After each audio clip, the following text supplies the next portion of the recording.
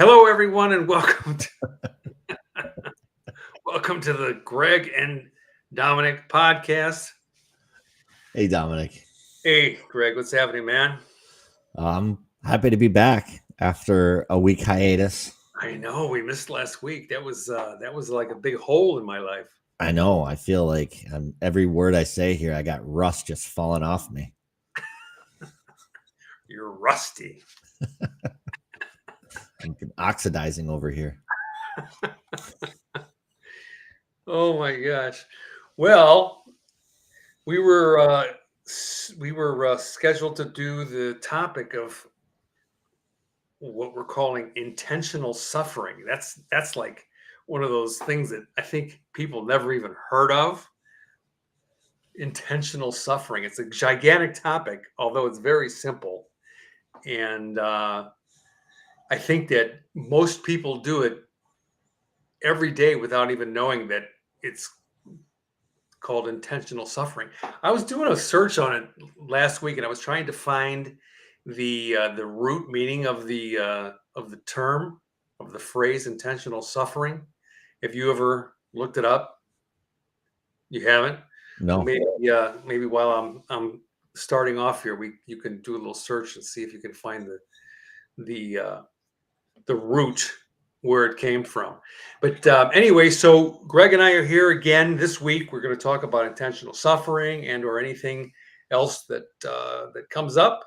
And we share. We don't come from, we're not coming from that we're experts. We come from that, this is our experience and what we've done, and we're just sharing our our experience with the world, and hopefully you'll get some value out of it. We invite all of you to join us on this podcast. If you would like to join us, I'm going to be posting a link here shortly, and it'll be on my Facebook page. If you're seeing this, you'll be able to click on the link and join us if you want to. Otherwise, you can just follow along and ask questions. So we have the ability to see any questions that show up on the screen, and that's it. So I took the liberty a week and a half ago to do an AI search on intentional suffering. And it sounds like suffering. Like everybody's like, I don't want to suffer, and especially intentionally. And how does that? I mean, why would anybody want to do something stupid like that? Yeah. Well, it seems like suffering is going to be part of the deal one way or the other. As this journey of being a human unfolds, that seems inevitable one way or the other. I'm going to suffer. I mean, yeah, and it doesn't have to be like a bad thing. I mean, it could be for a very good reason. So let me read the first little paragraph of what AI came up with, because it does make sense. And it says, intentional suffering, often referred to as a voluntary hardship or embracing discomfort. It can offer profound personal growth and transformation. By deliberately facing challenges, individuals can unlock physical, mental, and emotional resilience. And here are the key benefits. There's 7 of them. So what Greg and I are going to do is we're going to go through each one of them. And then as we read those, we're going to look back into our experience, our life, and talk about some of the real experiences that we've had that apply to this. So do you have that in front of you, Greg? I do. Okay, so I'll let you go with that, and then what I'm going to do is go over to Facebook and I'll tag you and I'll do all that admin stuff. Sure. Go for it. Well, I hesitate to go off scripts. I will say that this resonates with my experience. So this is AI is generally pretty money, I've noticed. But the first point that it talks about is it builds resilience and strength. So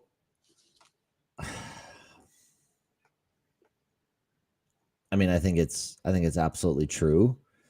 And I think maybe a good place to start is, what is intentional suffering? What are some examples of it? I think there's a lot of examples of it. I think some ways that it plays out in commonly in society is, people will say endure 4, 8, 12, 16 years of education that they may or may not love, regurgitating a bunch of information, for the opportunity to get into their desired profession. So like, I'm thinking about somebody who wants to be a doctor is going to put themselves through a lot of intentional suffering in order to put themselves in that position to become a doctor.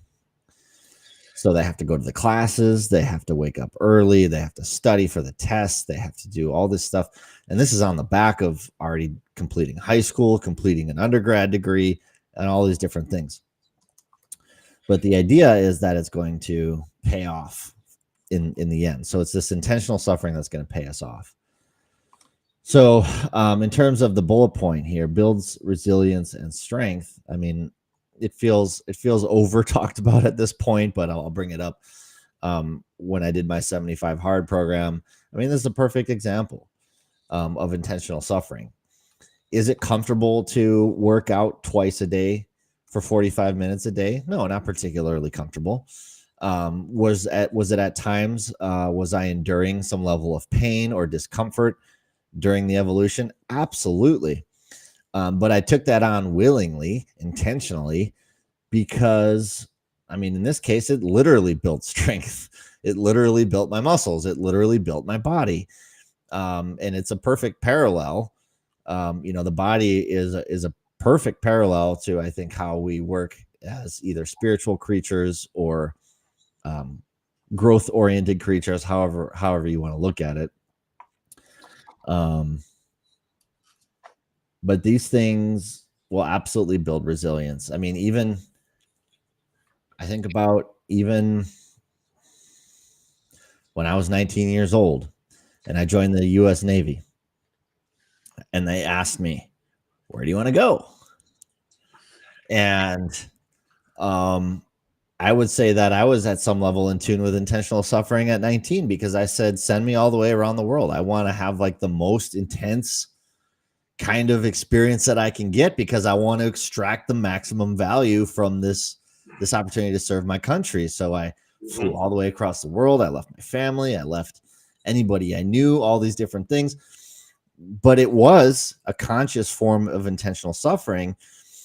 And what I've noticed now in my 40s is that because I took that opportunity as a young man to sort of detach from my home environment, detach from my family, it's created a more resilient version of myself. It's created somebody who isn't as attached to my home environment. I have a diverse, array of experiences from different cultures and things that offer different perspectives in my life. So those are a couple examples, I think, of how this plays out in building resilience and strength and just broadening perspective and things like that. Mm-hmm. And it reminded me, as you were speaking about, the Navy thing. So, I mean, I did the same thing. One of the things that Greg and I have in common is that we both joined the military, the Navy. And I remember, before I actually left, because my boot camp was in San Diego. I don't know where yours was. Great Lakes? Great Lakes. Yeah. So I had to fly all the way to San Diego. And for me, before I actually left, in my mind, it was like, oh, I know that I have to go through boot camp, and it's going to be tough, and I'm going to have to wake up early. And I mean, I had no idea what the hell I was getting into, really, until the very first day that I got there, I didn't even get to sleep till it was like 1 or 2 o'clock in the morning. And then at 4 a.m., whoever it was threw this metal garbage can right down the middle of the barracks. Did they do that for you guys too? Yeah. Oh my God. And they go boom, boom, boom. I was like, holy shit. And they're like, get up. I was like, oh my God. Yeah. Oh. Would you classify boot camp as intentional suffering? Well, I mean, I voluntarily joined and knew that there was something about, something was going to hit the fan, but I didn't know how high the fan was going to be. It went from 0 to 10 like in a heartbeat. Yeah. It was, let me just refresh my camera. There we go. But yeah, that mean in boot camp was, I mean, talk about resilience, and you know what I mean? Mm-hmm. It and it was going through the process of boot camp that created, the resilience, and and the next section talks about developing discipline and self-control. And so let's just stay on the boot camp thing, because they have boot camp for people. The 75 hard is like a boot camp. I mean, in just a different form. People go to boot camp when they do, some sort of I don't know, outdoor program, or there's all kinds of boot camps out there. When I And be, huh? sorry, Dominic, just real quick. It's timely. I went to a boot camp to become a software developer at one point. Okay. Yeah, so it's all relative. And I mean, it's designed to put people through a rigorous program so that they get, you know, focused, and you know, and the result of that, like you were saying, is resilience, strength, inner strength, and it continues with, all kinds of things. Um, Discipline, self-control. Choosing hardships such as fasting or intense exercise strengthens self discipline and the ability to delay gratification. It it taught me to get to act accordingly to my goals and values rather than being driven by immediate comfort or concept. So, like, I can't remember when it was I used to smoke and then I quit smoking. That was intentional suffering. That's an example of that. And I knew it was going to be difficult.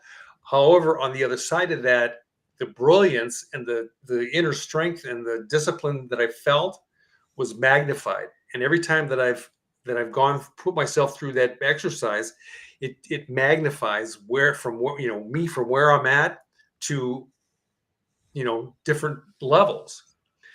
And so boot camp, it was like waking up every single morning at 5 a.m. or 4 a.m., whatever it was. I can't even remember now. I think it was like 5 a.m. And then, hustling to get my clothes on, get my teeth brushed, get out on the grinder, stand at parade rest, march over to the chow hall, I think they called it, you know. And it was like the first few days, even the first week, it was like mayhem. Right. It was a mind blower. And then slowly the routine started to kick in, and then I didn't get comfortable with that. It's that it became a challenge. Instead of being the guy marching out a beat, then it was the challenge to be the one, walking in beat Mm-hmm. with the rest of the people, and like that. And so I use that as the challenge. And people always say when people come out of boot camp, they're completely different people. And it's the same thing with whether you're doing you know a programming thing, or weight loss, or any kind of health thing. I mean, it's just it's great. That's all I got to say. So I mean, it's not really suffering. It is, however, it's for the purpose of building that thing. And it was interesting to me. One more thing is that when I got out of boot camp, I got to fly back home for a 2-week vacation, or maybe it was a week. I can't remember. I think it was 2 weeks. And this is not to throw my friends under the bus, but what I realized was that when I was hanging out with my friends and even my mom and dad, that they had no idea what I had gone through. And I was now in a zone that my friends and my family could not relate to. And just to Yeah. watch them and their habits was like, wow, that's where I was 6 weeks ago. Hmm. And I had lots of compassion for them. And it continues to this day where I meet people and they have no idea. And I have this compassion. So, what's your take? Yeah, I think I mean I can relate to that. Feeling like, I was on top of the world. If we're gonna stay on the boot camp train. I went in as a skinny rail. I think I put on 20-25 pounds. My dad said it was the tallest I've ever stood in my life. Um, and it was also an example of intentional suffering for me, not just the getting stationed overseas, but you brought up boot camp. I think that's a perfect example. Like, there was a part of me that was really wanting to avoid boot camp, and there was a part of me that was really excited about it. And I think that's true when we talk about things that include intentional suffering. That I get an opportunity to become really mindful of, like, okay, so I want to take on this new endeavor. It could be anything, right? It could be a 75 hard program. It could be, I want to create a new career in software, or I want to start a business, or whatever it is. And there's this one part of me that's like, that sounds amazing. I want to do that. And then there's this other part that's like, that sounds terrible because I'm going to suffer by doing that. And We know it. and so then you know, having had an opportunity to spend some time practicing intentional suffering, I now see that there's an upside. There's an upside to it. And it's funny because even though I know there's an upside, even though I know I'll be happier to do the thing instead of not doing the thing, it seems to me, in my experience, there's always this little part of me that's like, you're not fucking doing that. I don't care how good this is for you. Dude, you don't need to suffer anymore. Just take the easy way out. Be comfortable. Everything will be fine. You don't have to worry about it. Right. So, and so I knew that at 19 joining a boot camp, but that was a genuine reason why I wanted to join, because it was like I wanted that opportunity to, I was the kid who slept in every single day till noon, 1, 2 o'clock, however late I could get away with. And there was always a part of me that didn't feel great about that. So to wake up at 6 a.m, to be putting on a uniform, to make my bed every single day, to make my pillow look absolutely perfect every single morning. These were things that I felt really good about ultimately. And I still fold like some of my laundry. When I fold my laundry, I still fold it the way that I learned at boot camp. You too. I was the only one. I didn't learn any other way, that's for sure. I wasn't taught as a kid, for better or for worse. Yeah, no, I wasn't either. No, he certainly wasn't. What I was thinking of when you were talking was that, it all sounds like a great idea. And this whole, how people say, yeah, oh, I'm going to start on Monday. I think that what we did by joining the Navy and knowing that we were going to go to boot camp is like the days went by, ticked by, 5 days, 4 days, 3 days, 2 days, and then there's the day. And there's no turning back because there is a structure was a structure in place that we could not back out of. And we signed our name and we did the whole, pledge to the Constitution and the whole bit, right? To defend and all that stuff. And if it wasn't for that structure, I probably would have turned around and left the first day, Mm-hmm. you know, knowing, but I committed myself by signing the papers and all that stuff. And this is where I think that most people get stuck because they don't have that structure on a day-to-day basis. They don't know where to find it. They some people say, "Oh, I'm going to join the gym," but then unless they get involved with one of the classes there, they don't have the structure.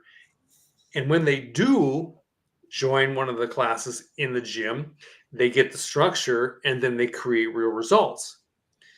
So this is the thing that I think that after I got out of the military that I lost for, I don't know, for several years. And I had no structure around me and I went nuts. I mean, I didn't go crazy. I mean, I wasn't in the hospital or anything like that, but I did all the things that, like, I knew: smoking, drinking, staying out late, partying, all kinds of stuff. I did all the things I shouldn't be doing, and I knew that I knew better. That was the thing, because but I got out of the structure of the military, and I had nothing. I had nothing to hold on to. Mm-hmm. It's like when you're on a city bus or a train, you're going down the street, and you turn the corner. If there's nothing to hold on to, you just slide and you fall over. I mean, that's exactly what I did. I fell over, and it wasn't until several years later when I got involved in a structured personal growth and development organization that there was a structure there that provided us, a way for something to hold on to. So I think that's one of the biggest crimes. I don't know how to say it. But one of the biggest crimes that happens in humanity is we convince ourselves, I convince myself that it's not worth the suffering. Or I have these big goals, these big ambitions, and then I want to get into something. And then as soon as I start it, it gets really hard and I start suffering. And if I have a way out, I'm gone. And at least that was my experience before I really started working on myself and developing consciousness and sort of a muscle around resilience, which is, one of the things that comes from intentional suffering, as we outlined, is resilience. But I think that's really one of the biggest crimes is like, and one of the biggest, missions, I guess, for me in my life is, how do I know when what I'm telling myself is real? And how do I know when I'm lying to myself? And there have been times in my life where I've been in environments where I wanted to quit so bad, where I was like, I'm not doing this anymore. I hate every second of this. This is the worst thing I've ever done.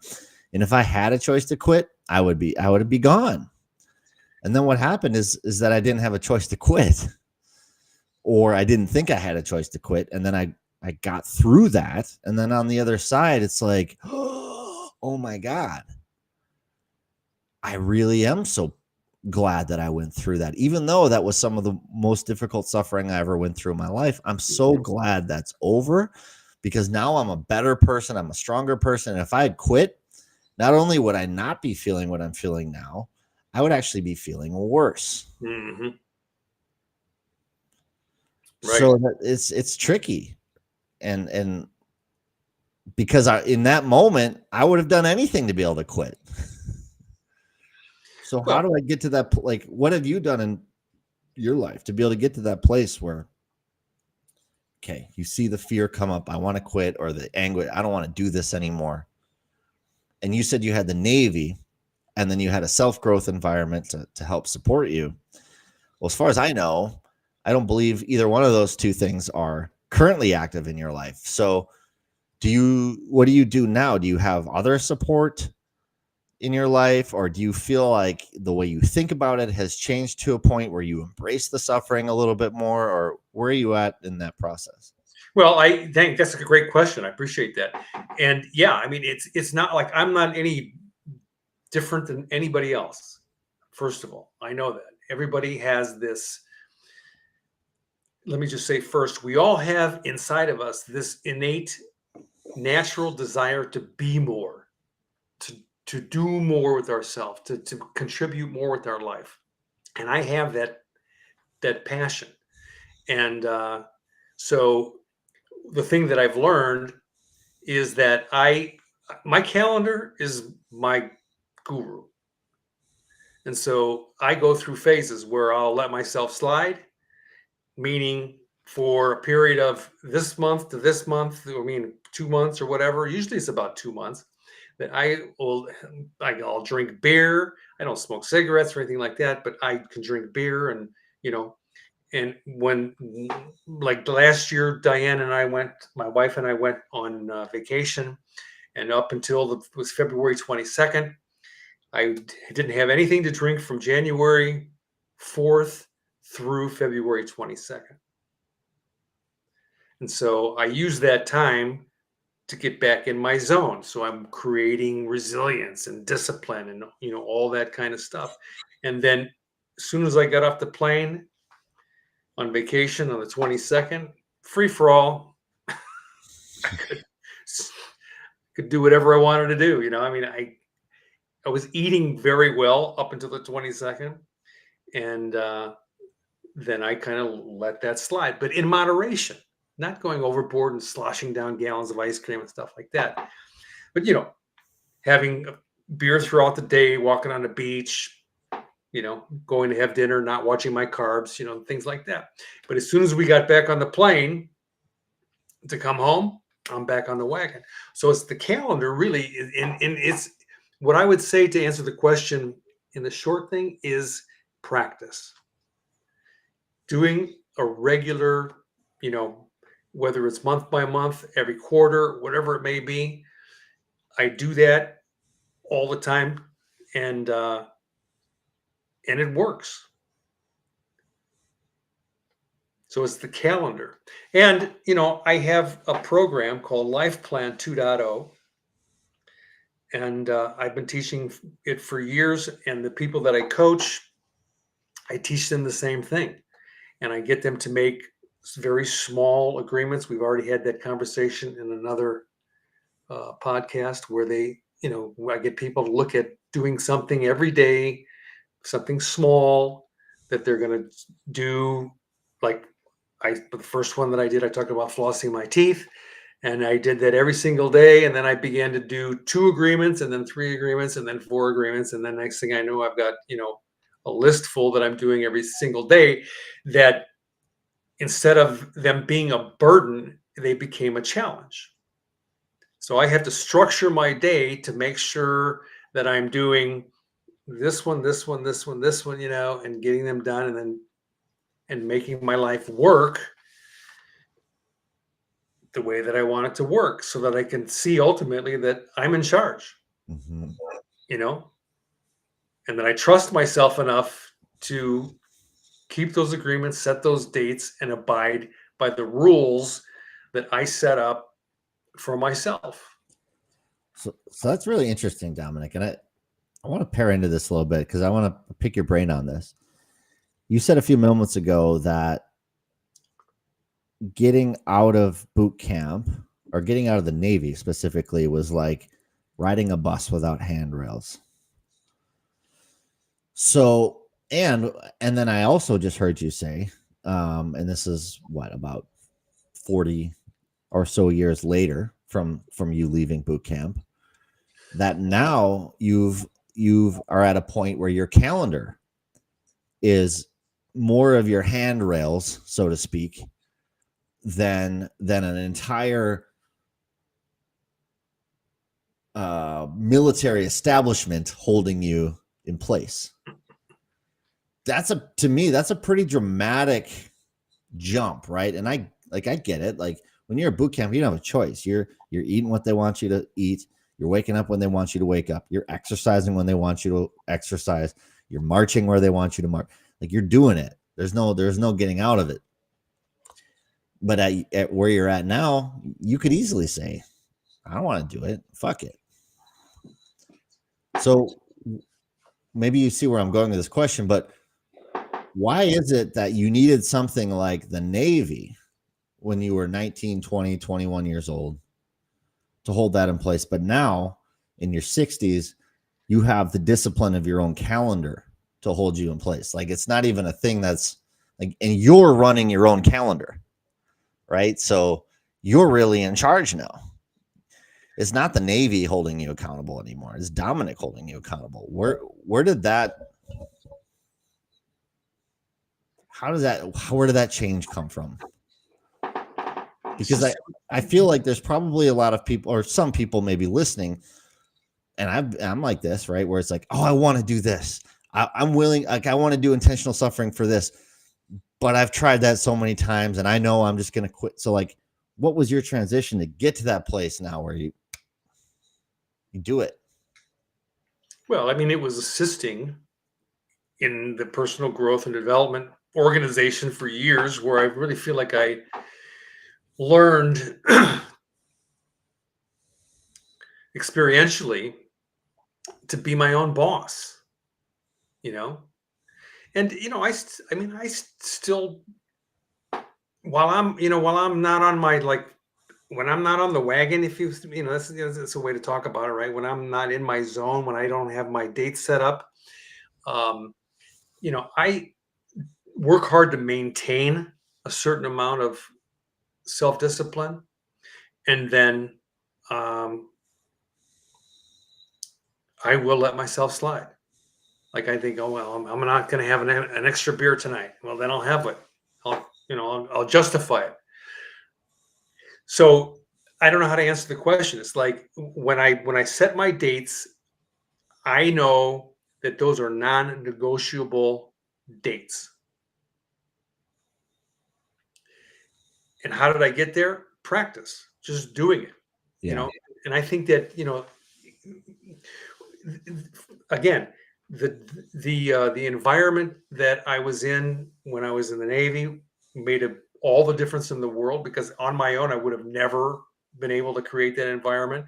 And then when you and I were involved in a personal development organization, I think that it was the same thing, because the structure was there. We had made, we agreed to the ground rules and we abided by them, and then we were held accountable. And so, but I think that, for the everyday person, I think that people think that one of these days they're going to get on the wagon and they're going to stop, but they never choose the date, because then they have to lock themselves in and they don't even know how to lock themselves in. Mm-hmm. You know what I'm saying? I do. So, when I was talking about life plan, I think that that's one of the things that I've taught people and I teach people all the time is you set a date between this date and this date. You're not going to do something, or you will do something no matter what. And that's the thing that keeps us on track. Mm-hmm. That's what always has kept me on track. So and I think that in the bigger picture, if I don't do that, like I'm getting ready to go into a transition. I'm transitioning because I was sick. I mean, I was so off base week before last that I was feeling like shit. I had a fever. So my body's like, we had this conversation before. And so now I'm transitioning. So my birthday's coming up on the 3rd of December. And after that, bam. I knew there's a reason I got along with you so well. You're Sagittarius. Oh my God. I don't even know what that means. A horse with a human head. Yes. Are you a Sagittarius? No.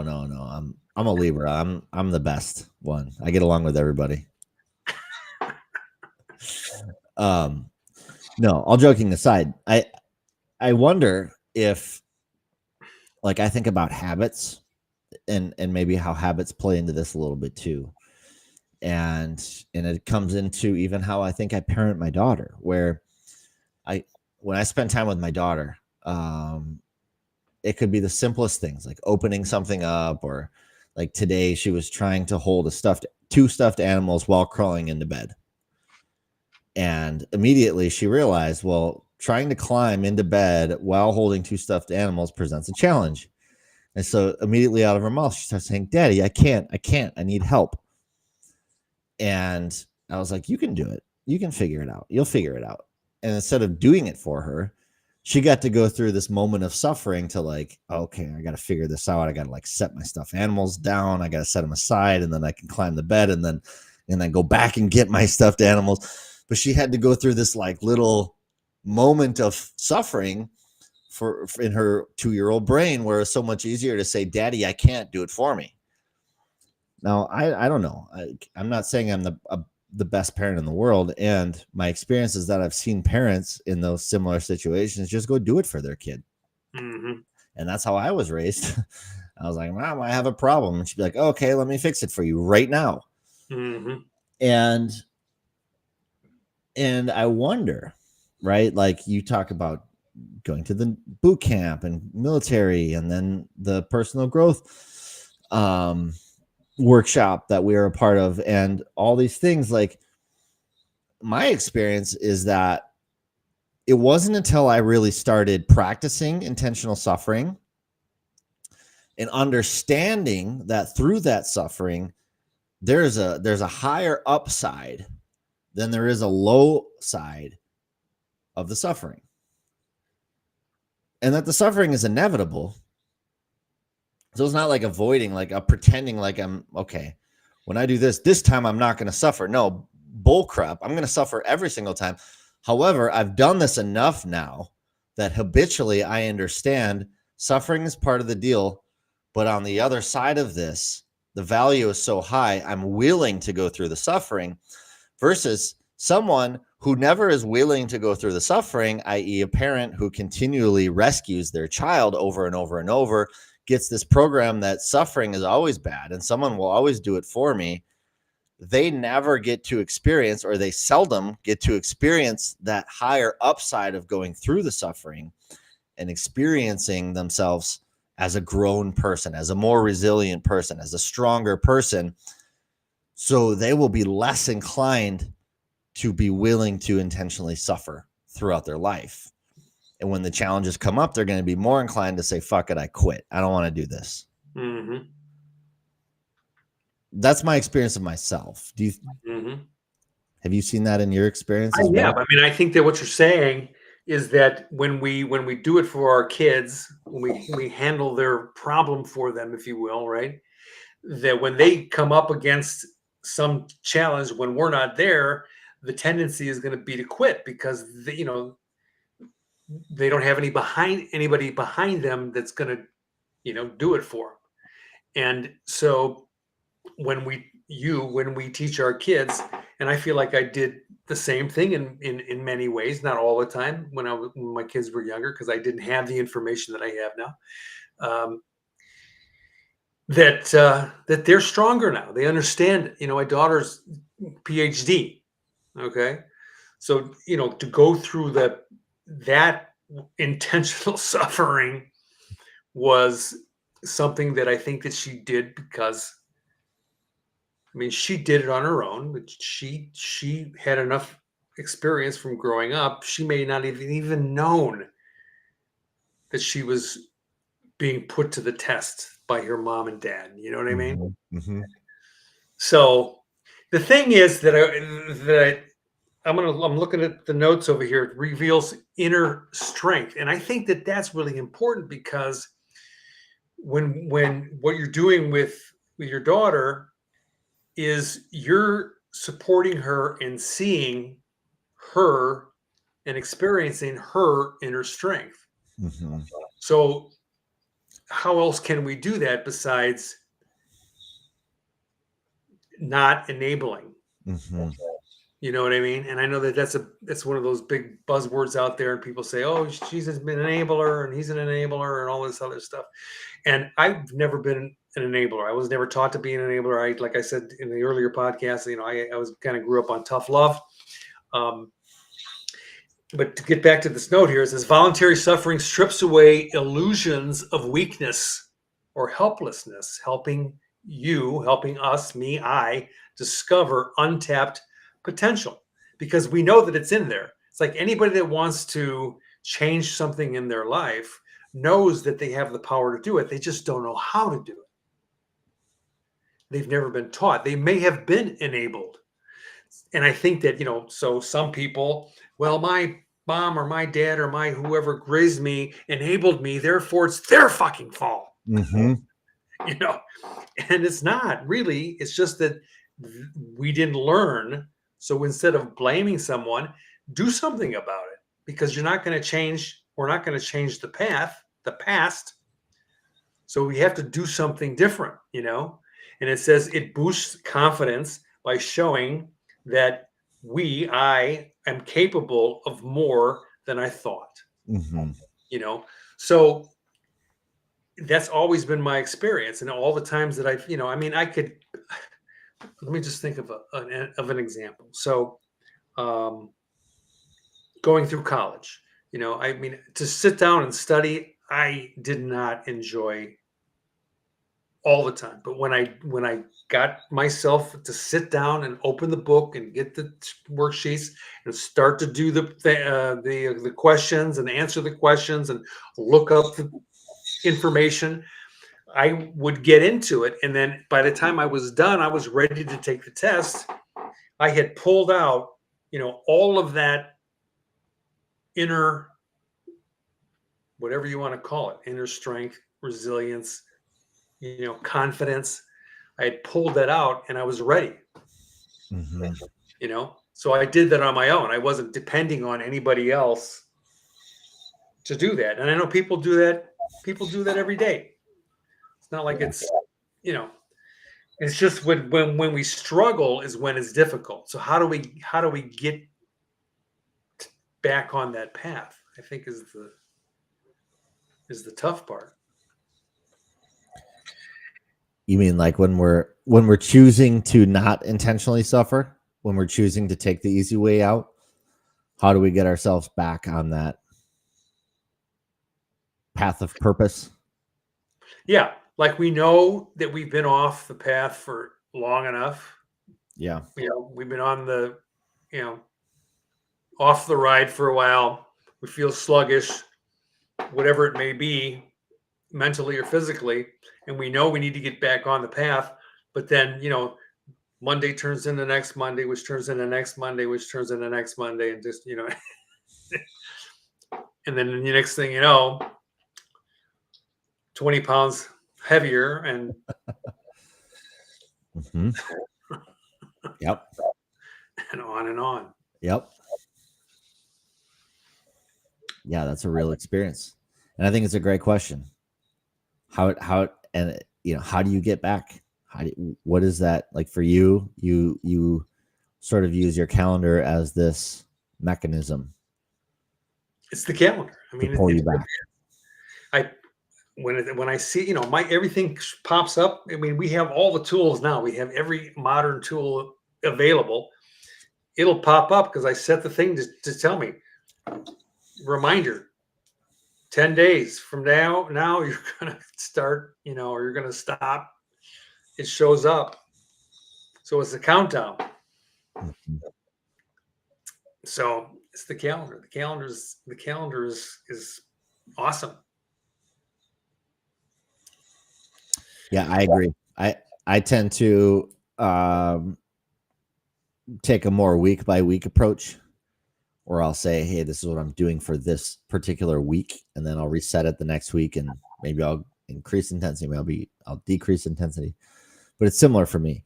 But at a certain point, inevitably for me, it's always okay, let's get back. And sometimes it depends where I'm at in my life. Sometimes I don't feel like I need an accountability buddy. Sometimes I feel like, okay, I've done this enough. I can I can get my own course back on the trajectory where I wanted to go, and it's fine.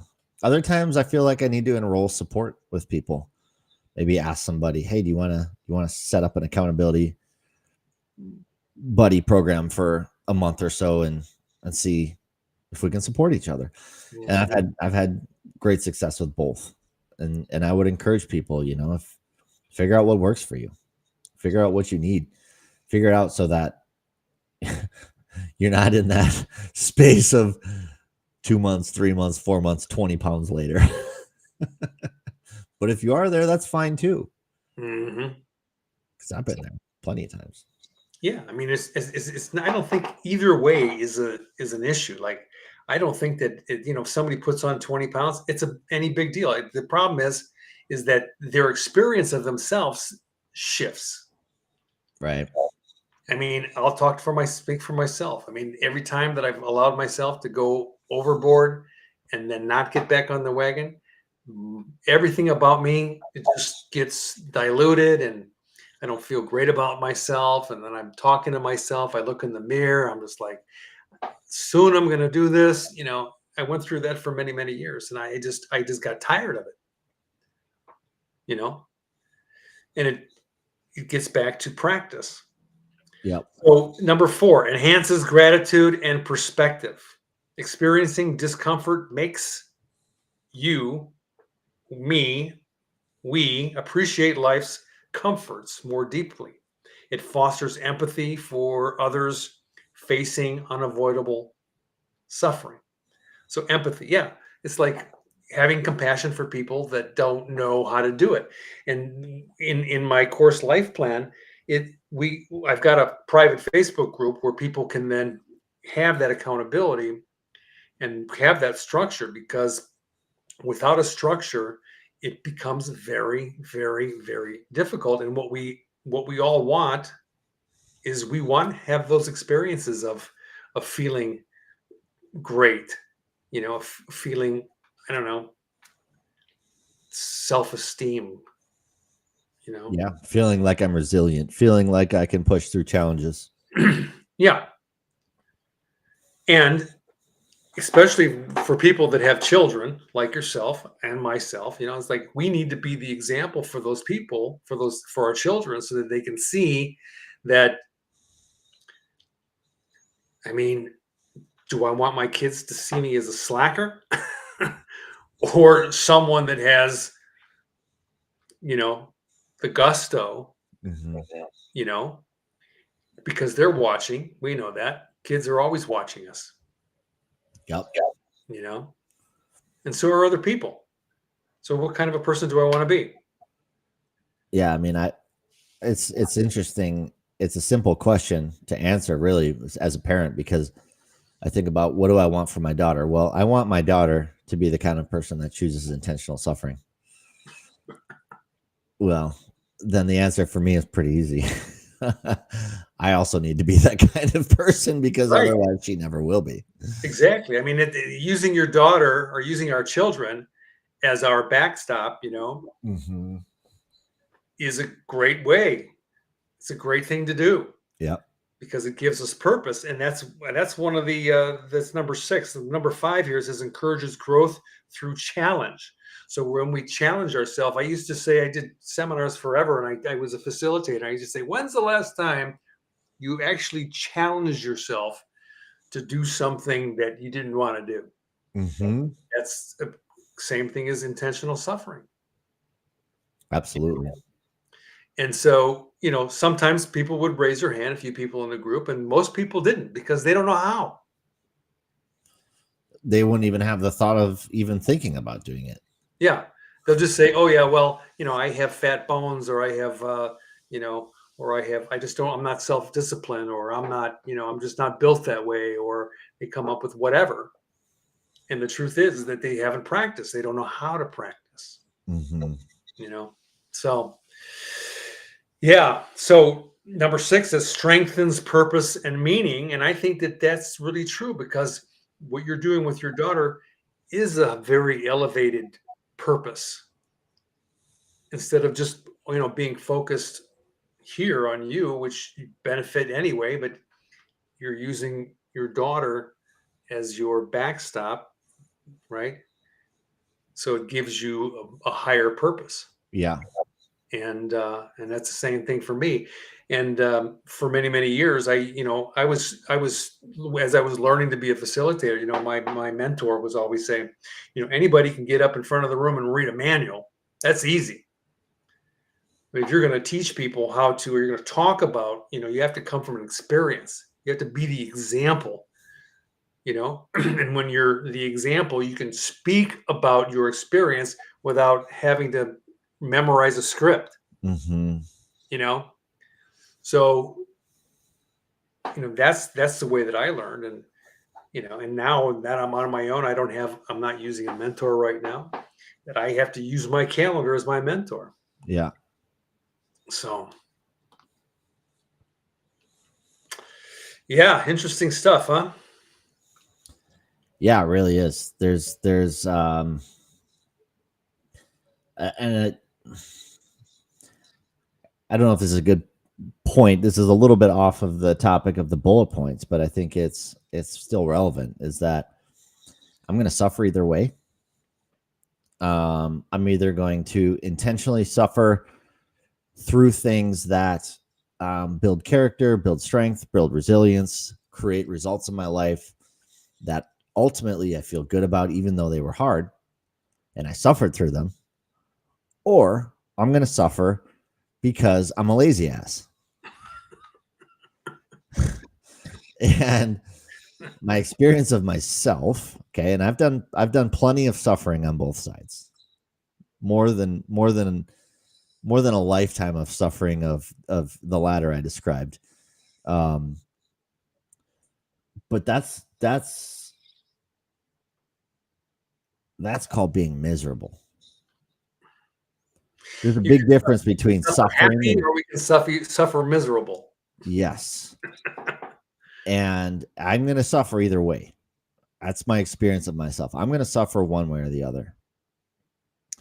But this suffering with like regret, this suffering with watching my life pass before me, wishing, wanting, hoping, hating myself because I didn't. Oh, like that is such a way more painful way to live. And then those things are irreversible. Like I have an opportunity and then it passes me by, and then I didn't take that opportunity, and then I watched that what could have been like unfold and flourish before my eyes. That's a totally different kind of suffering. And it just, I think, again, a lot of people get comfortable. I was comfortable in that kind of suffering for many years of my life. I was like, oh, I guess this is just the way I am. Mm-hmm. This is just who I am. This is how I'm wired. Mm-hmm. I just have this dark side of me. Well, maybe not. And I think for me, one of the biggest things I've had to do on this journey is start to question myself. Like, just because I've been doing this, is it the right thing for me? Like, is it the best thing for me? No, like finding that other gear to get back on the horse, kick my own ass, and start doing some things I don't want to do so that I can actually like live the life that I really want to live. Yeah, you're right. We're going to suffer either way. So we have a choice. We can either suffer and feel good about it, or we can suffer and feel miserable and sit on the couch and eat chocolate chip cookies and potato chips, and we can either spiral upward or we can spiral downward suffering. I mean, it's interesting. I feel like and I've seen this quote pop up many times in my feeds and stuff, but I think it's so true. It's like, if I'm not choosing a life of purpose and growth, I'm choosing a life of pleasure more than likely. And that's like stuffing my face with chocolate and candy and watching TV or playing video games, or, drinking too much or enjoying too much of your jug of choice, whatever the case is. like ultimately chasing that life of pleasure is what will draw me into that place of depression versus like a life of purpose. Like there's something bigger than myself that I'm going after that's worthwhile. And when I'm playing that game, I don't care about the suffering. Like the suffering is like, it's kind of fun. It's like a badge of honor. I wear it as a medal. Like, oh man, today was so hard, but you know what? I got this, and this handled. Yeah. Or like I'm this much closer to this goal. And then I can go to sleep that night, even though I suffered, I can go to sleep that night knowing that I lived that day with a purpose and that I suffered through it and that I'm achieving something greater than just being, you know, a pleasure absorbing blob of a man. Blob. Greg the Blob. Yeah. It's been an accurate description of me at many different points in my life. Well, I mean, you know, we talked about it. Life is, you know, like this, and we go Yeah. through this valleys and we go through the peaks, and it's keep a smile on your face and just know that you know we're either gonna suffer happy or we're gonna suffer miserable. Mm-hmm. Take a pick, take a choice. I mean, it's that easy. Which one do you want? You know, which one do we want to do?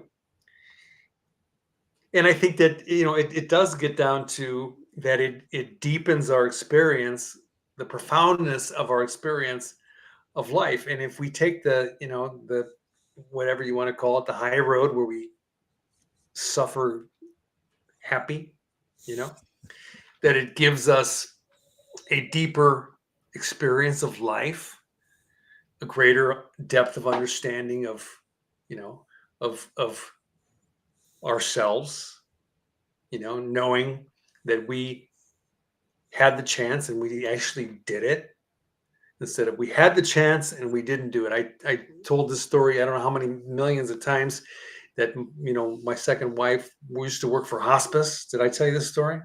I think so, yeah. Yeah. And she, you know, she just briefly, she would come home and she says, oh, it was crazy, you know. These people, they were so miserable today. And after a while, she realized that the people that were most miserable were the ones that knew that they had the chance to live a life, to live their life with you know, with some gusto, with some passion, and putting themselves through a little hell now and then, and you know, going through whatever they had to go through the eye of the needle, and it was great, and they didn't do it, Yeah. and they fucking feel horrible.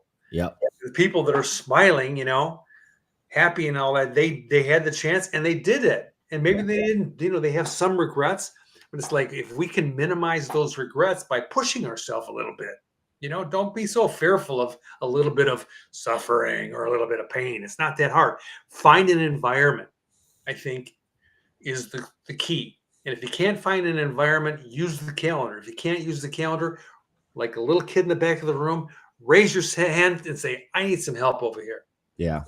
you know. Go find a coach. Go find somebody that will support you. You know, like this is a really a field that's blowing up. And shoot, call me. I'll coach you. I don't care. Call Domenic. I'm sure he'll coach you a little bit. I don't know, maybe. But Way too expensive, man. but it's worth it. You know, like there is no price that, you know, like going back to the 75 hard thing, I always had this vision of myself. What would it be like if I like really went for it? How could my body be? How strong could I get? And then I would always live with that what if. And it's to your point. And like if I were to go to my grave wondering what if, there would be a little pang of like, misery. And like, I didn't do it. I had the chance. And now here I am, not healthy. And now I can't do it. That's right. This And is it's what so happens. interesting. People, Like, their pancreas starts to decay, or gallbladder or their liver, and they're like, oh shit, I had the chance. But people don't get that until they turn my age. They begin to all of a sudden it's like, oh, that pain, maybe that's permanent. Holy shit. Mm. And then and then they go to the doctor and they find all kinds of weird things happening in there. They had the chance and they didn't do it. Yeah. Oh man, it's so relevant, Dominic. Like, quick story. I've been spending a little bit of extra time with my dad recently because he's been ill.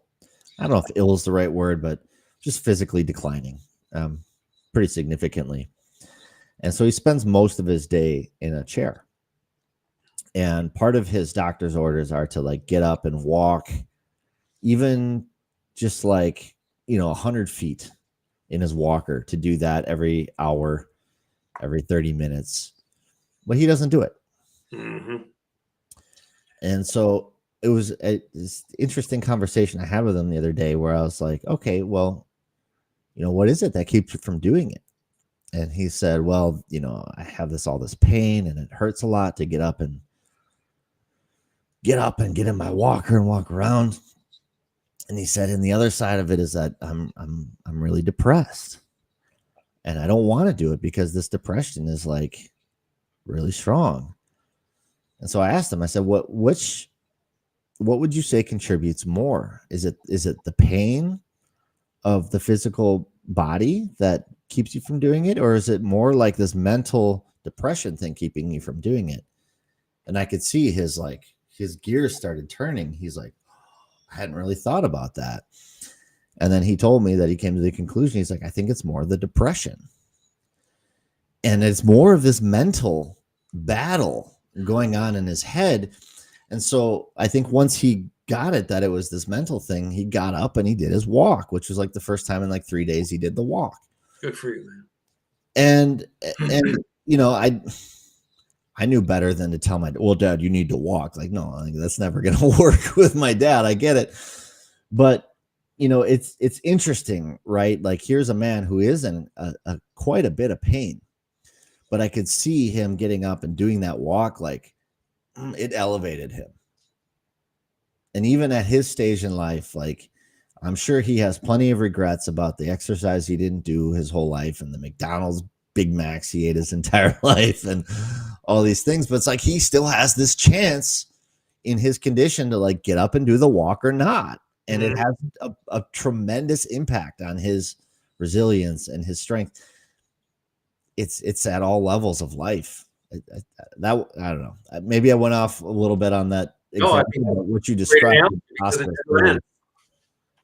It really resonated with that experience. That's a great example. I mean, and just for him to get up, he probably thought about it and thought, yeah, I do feel better. Just to do that little bit. He did. I could see it in his face. Right.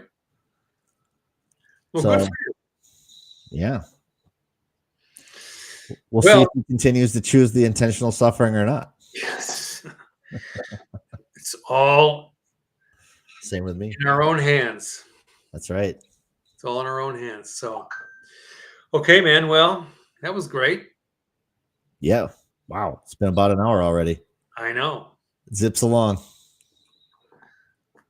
Time flies when you're having fun. Yes, sir. Okay, we'll see you next week, huh? Yeah, looking forward to it. Let's do it. We have to pick our topic. I added a few things on our sheet. I don't know if you saw that. Oh, I'll look into it. Sounds good. Okay, man. Be well. Take care, man. We'll see you next time. Thanks, everybody, for listening, for watching. If you're watching now or later, talk to you soon. Take care. Love you all. Bye-bye. Love you guys. Bye for now.